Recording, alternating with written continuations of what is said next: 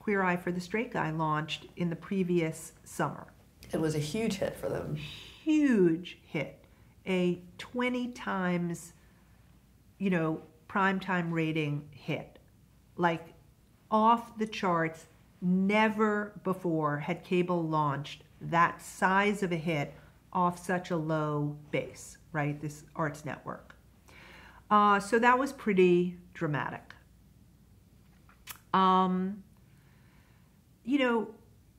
What happened was, coming in that spring, off the heights of what Queer Eye did for the network, I had already seen what actually happens when you become a one-hit wonder network. And VH1 sort of, after we left, had sort of become the Behind the Music network, even though it originated at the time I was there. And so I was very sensitized to, if this is the Queer Eye network and you launch that big, there's only one way the flare goes if you shoot it into the sky. It's going to come down. And our goal was to get something in there before Queer Eye's ratings really came down to where they should have been, which was a nice solid cable hit instead of this sky-high phenomenon that it was. So the issue was, I am a data-driven person, so I honestly didn't know I was going to be the head of Bravo until the day that deal closed. And they said, okay, so your new job is this. I thought, for whatever reasons, they'll keep Trio around for as long as they could, and it'll either sunset or whatever. But don't forget, I was still like, well, and then I'll go make some movies. It's no big deal. And so when I got the Bravo job, the first thing I did was say, let me see the ratings for Queer Eye. And what I really saw, which is really beautiful in light of the successful reboot on Netflix of Queer Eye right now, is that unlike most cable hits, Queer Eye for the Straight Guy premiered at its highest rating and then started to decline. Now, its decline was still 10 times Bravo's average rating, but it was a format show, and format shows rarely grow season after season after season. They're very, very, very steady, or they start to fatigue because you're essentially telling a similar story in many different iterations. So we looked around. I had my team with me from Trio. I had this incredible team. Well, you brought over people who were still like doing double duty, right? Yep. Mm-hmm. Like Andy Cohn, Jason Klarman, Chris Slava, a guy called Dave Serwatka, a woman in PR named Amelie Tseng.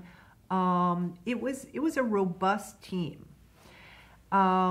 We kind of half integrated into Bravo. The NBC team, there was some marketing. There was absolutely no research, which is what I figured out when I asked for the Queer Eye ratings. Then we had to go to NBC Network research to get them. And I'm like, well, where's the Bravo research team? They're like, well, we don't have that. I'm like, where's the Bravo marketing team? They're like, well, we share with NBC, the agency. I'm like, okay.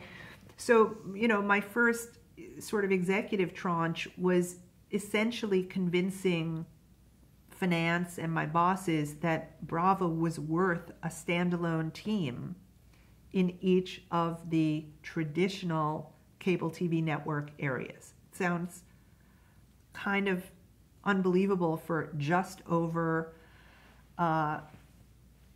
would it be just over 10, 12 years ago? We're almost 15, 2004. Yeah, so 14 years ago, not even to this day. It was a journey, it was a small arts network that had a monstrous hit developed by the team at AMC, Amy Introcaso Davis, who's back as the head of programming at E right this moment, and Francis Barrick, who runs the entertainment cable networks at NBC Universal. So they were there. They knew the vision for the network. It got kind of interrupted in this big merger with NBC, but then distracted because of the Universal network. And now we were back, team's ready to send, you know, Bravo to great heights. We just didn't know what kind of heights to send Bravo to. So, like VH1 and like Trio, you get a new job, you have a great team there, you look around and say, hey, what do you guys have going on? What do you got in development? And Bravo at the time had a couple of incredible opportunities. It was the first time that HBO had let a show leave HBO and be redeveloped for another cable network, and that was Project Greenlight. So Project Greenlight was going to be on Bravo's air with Ben and Matt and Chris. And we had another show called Celebrity Poker Showdown. It was the era of everybody understanding what that exact kind of poker was, and it was this celebrity element and a little window into Vegas, and it was really cool, fun. We had a show, I think already developed, called Blowout with Jonathan Antin, which was really the first doc reality follow series where it was just one guy and his world of peers, employees, personal life, and most of all, his profession, which became a hallmark of every successful Bravo series, was people who loved to work and who took deadly serious whatever it is that they did for a living. And why that made great fodder for television series was not just personality, but it really was about the work itself also. And Blowout was a great example of that.